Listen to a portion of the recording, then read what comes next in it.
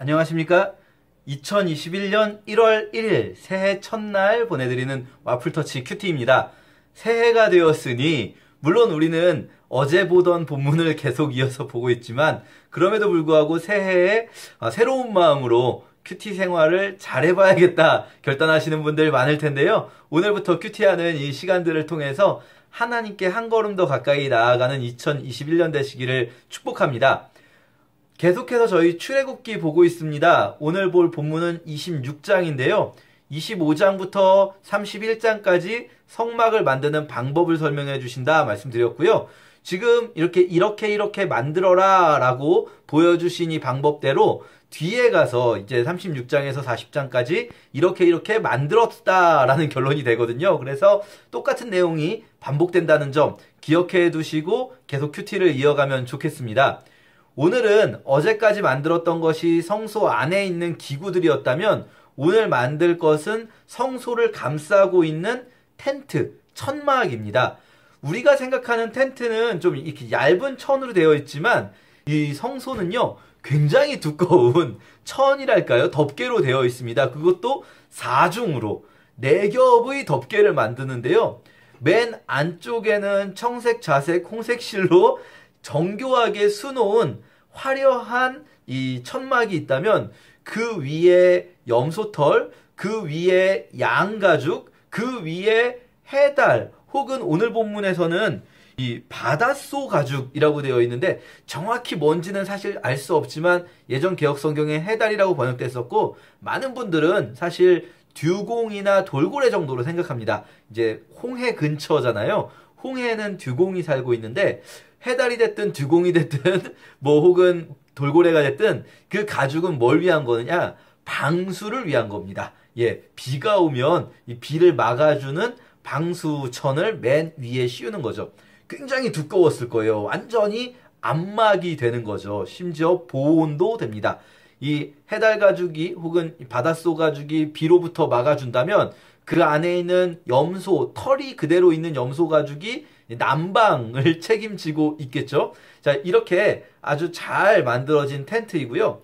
텐트대가 저희는 보통 이렇게 잘 휘어지는 유리섬유로 되어 있는 그런 텐트대를 상상할 수 있지만 고대엔 그런 게 없었겠죠. 나무로 만든 널빤지를 세우는 겁니다. 널빤지를 벽처럼 이렇게 세우게 되는데요. 오늘 본문 잘 읽어보면 생각을 좀 상상을 하면서 그림으로 상상하면서 읽어보면 좋을 것 같아요.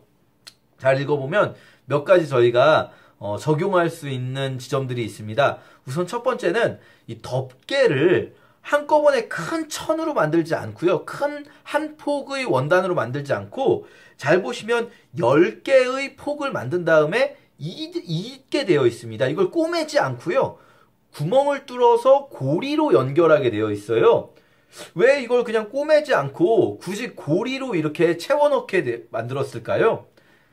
이동을 위한 것입니다. 이동을 위해서 꼬매면은 다시 분리할 수가 없잖아요. 너무 크면 가지고 다닐 수가 없기 때문에 분리시킬 수 있도록 원단을 이 얇은 폭으로 여러 개 만든 다음에 이것을 고리에 꿰어서 연결했다가 이동할 때는 고리를 빼서 다시 각각의 이 폭들을 가지고 이동해서 이동한 곳에서 다시 고리로 연결한다. 자, 이런 부분들 그리고 뒤에 보면 이 널빤지라고 되어 있는데 이게 말하자면은 텐트 기둥이 되는 겁니다. 기둥이 우리가 생각하는 텐트는 이렇게 살 몇 개가 있고 그리고 나머지는 천으로만 덮이는데 사실 이 성막은요.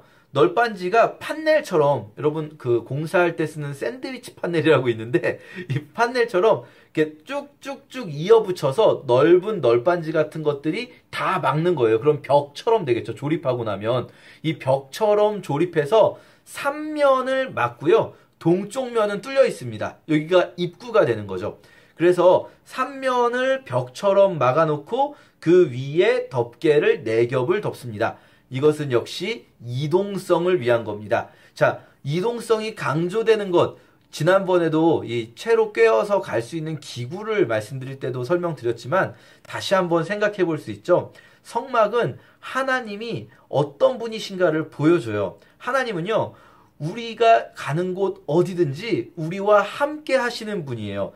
신전을 지어놓고 이곳으로 너희가 와라가 아니라 내가 너희가 있는 곳에 함께 하겠다라고 말씀해 주시는 하나님이라는 겁니다. 물론 나중에 솔로몬이 성전을 짓지만 오해하시면 안 돼요. 솔로몬이 성전을 짓고 기도하는 장면 역대하 6장 이하에 나오는데 거기서도 솔로몬이 뭐라고 기도하냐면 여기가 하나님이 거하시는 집이라고 말하지 않아요.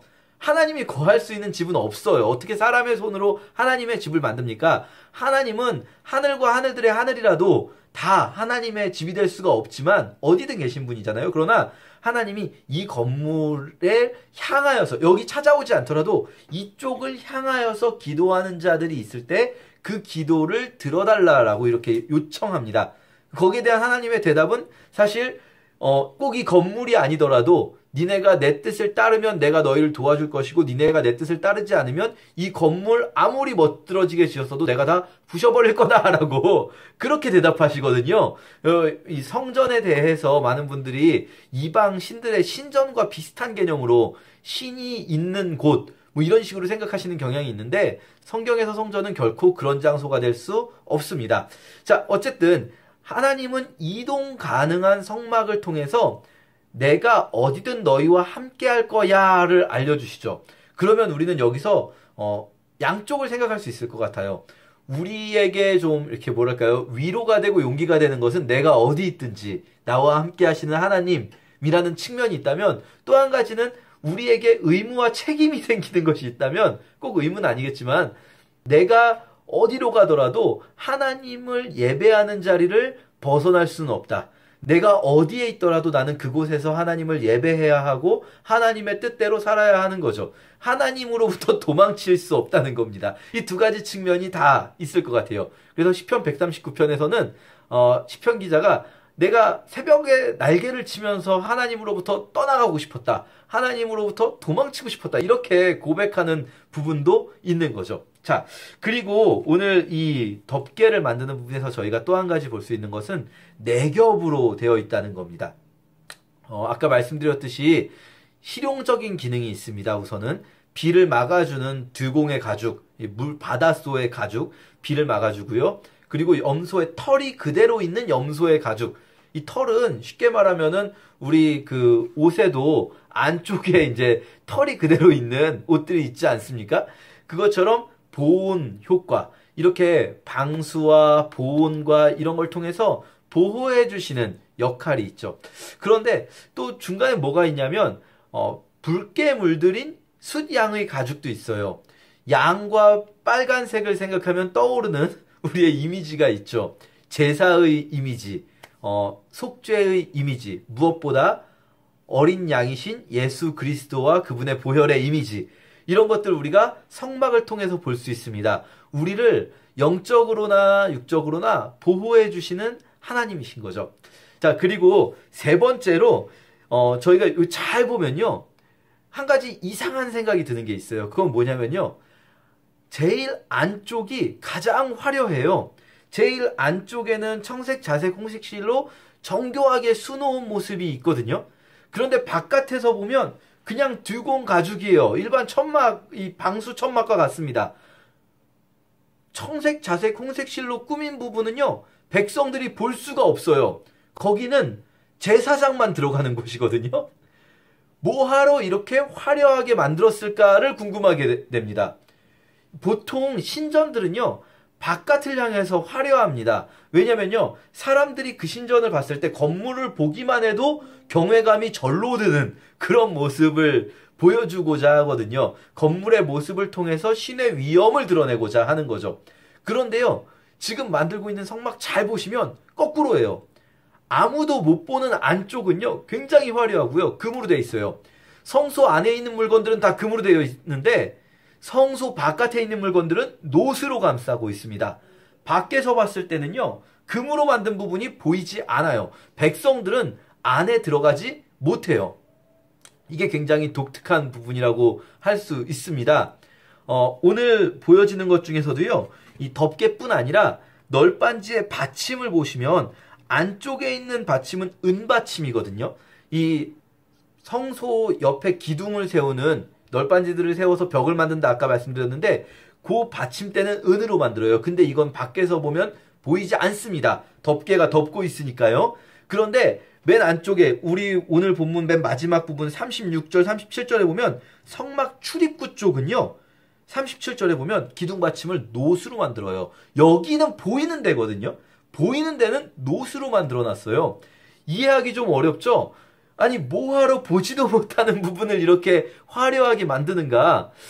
우리가 생각해 볼 수 있는 것이 있다면 물론 이건 추측입니다만 첫째는 하나님의 임재를 상징하는 지성소로부터 멀어질수록 좀 더 덜 귀한 재료를 사용하고 있다는 거예요. 하나님의 지성소로부터 임재를 상징하는 곳으로부터 가까워질수록 남들 눈에 보이고 안 보이고가 중요한 것이 아니라 하나님께 가까워질수록 귀한 재료를 사용하고 있다는 거죠.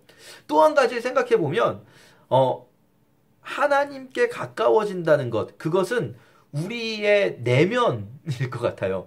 말하자면 이 교회 공동체라는 것도 또 그리스도의 몸인 우리들도요. 그리스도의 몸인 우리가 내면에 하나님을 모시고 보배를 모시고 있지만 겉모양은 질그릇인 거예요. 토기 그릇인 거죠. 겉으로 화려하게 치장하고자 하는 신앙이 아닌 거예요. 겉으로 막 드러내게 우리의 신앙심을 보여주는 것, 그것이 중요한 것이 아니라 하나님을 모신 지성소가 가장 중요하다는 거죠.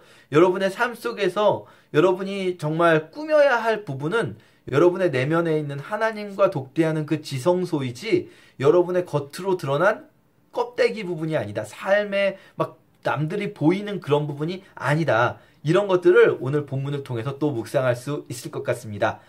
올 한 해 하나님과 동행하시는 여러분 되시길 축복합니다. 감사합니다.